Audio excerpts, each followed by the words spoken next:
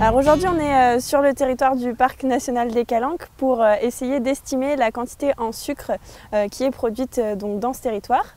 Et donc à terme, ces estimations de nectar et de sucre produites par fleur vont nous servir à estimer la quantité de sucre présente à l'hectare. Et c'est ce qui va nous permettre en fait d'essayer de moduler la quantité de ruches pour qu'il y ait à la fois des ressources disponibles pour les abeilles domestiques et pour les pollinisateurs sauvages. On se focalise sur principalement le romarin. C'est une espèce donc, qui est dominante dans ce parc, caractéristique des garrigues, et on va prélever donc, ce nectar. Donc, pour prélever ce nectar, on utilise des micro-tubes en verre et le nectar va monter par capillarité une fois qu'on va placer ces tubes donc, dans les fleurs. Et une fois qu'on a collecté ce nectar, donc on va mesurer la quantité et puis on va regarder sa qualité et donc on va essayer de doser le sucre qui est présent à l'intérieur.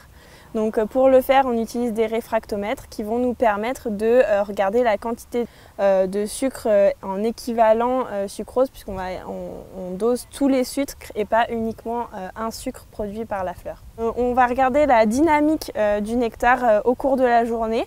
Donc dans un premier temps, on va vider intégralement les fleurs.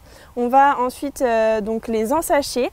Donc cet ensachement il va servir à ce qu'il n'y ait pas d'autres pollinisateurs qui viennent donc butiner le nectar, et 1 heure après cet ensachement ou 2 heures après cet ensachement, on va revenir prélever du nectar au sein des fleurs. Et donc on va avoir une quantité de nectar produite par heure ou par minute, ce qui va nous permettre d'avoir une quantité à la journée produite par fleur.